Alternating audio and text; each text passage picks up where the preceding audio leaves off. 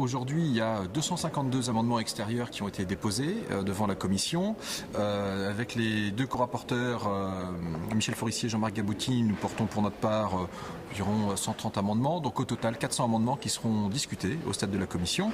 Et puis sans préjuger de ceux qui pourraient être déposés après pour la séance publique, puisque là, le délai court jusqu'au 9 juin.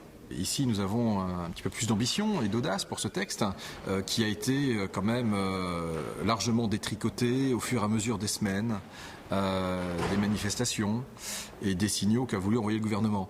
Le problème, c'est qu'il y a un moment, on arrive dans une logique un peu perdant-perdant, puisqu'il y a un texte qui est rabougri, et pourtant personne n'est satisfait. Ni un certain nombre d'organisations syndicales qui sont encore sur une ligne dure, ni des représentants des employeurs. Donc, nous, on a envie de rentrer dans quelque chose qui soit gagnant-gagnant. C'est-à-dire qu'on va donner, oui, sûrement plus de souplesse dans l'organisation du travail, mais en même temps, on veut que les salariés s'y retrouvent. Et donc, de ce point de vue-là, je vous donne deux exemples concrets. Il y a un amendement qui est porté par de très nombreux sénateurs par le groupe Les Républicains pour justement faire en sorte que eh bien, le déclenchement des heures supplémentaires eh bien, se fasse à travers une durée de référence qui sera arrêtée dans l'entreprise ou dans la branche et non plus avec ce fameux chiffre 35 heures qui est déterminé voilà, partout et pour tout le monde.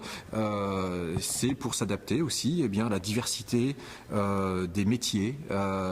Et donc ça c'est un exemple effectivement de souplesse, mais quelque part on n'a pas la réforme honteuse parce que le gouvernement lui cherche à biaiser, à contourner ces 35 heures, à les vider en partie de leur substance parfois avec des puisqu'il prévoit que des accords pourront moduler les heures pendant 3 ans. 3 ans, c'est long.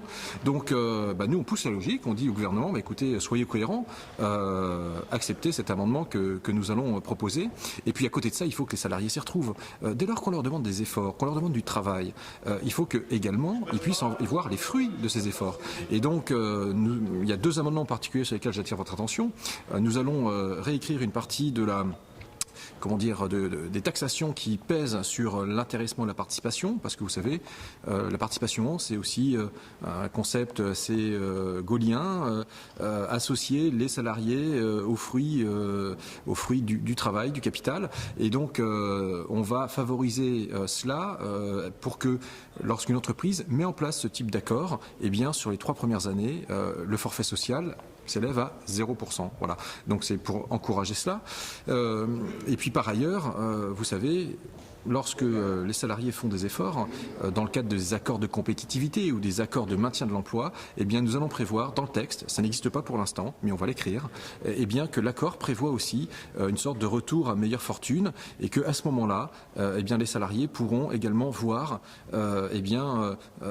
toucher entre guillemets les dividendes aussi de ces efforts qu'ils ont accomplis. C'est normal. À partir du moment où tout le monde, je dirais, s'y met, fait parfois des concessions, il faut que derrière, eh bien, tout le monde s'y retrouve. C'est une sorte d'équité, de justice, et c'est comme ça aussi. On ne veut pas opposer le capital au travail. Il y en a assez de cette vision où l'un s'oppose à l'autre. On veut que les deux travaillent de façon harmonieuse, et c'est ça qui fera le succès et de nos entreprises et de nos filières, en France comme à l'étranger. Moi, ce que je vois, c'est que le gouvernement, en fait, plus que l'équilibre, il fait de l'équilibrisme, sauf que malheureusement, je vois que sur le fil sur lequel il marche, il est en train de se casser la figure et que donc, voilà, nous on est là pour montrer ce qu'est une réforme qui serait une réforme à la fois audacieuse en termes de compétitivité, en termes d'adaptation de nos outils de production tout simplement au monde. On le voit bien, le monde s'accélère, bouge à toute vitesse. On peut pas il faut que nos entreprises et nos branches puissent également, lorsque c'est nécessaire, s'adapter à cette donne.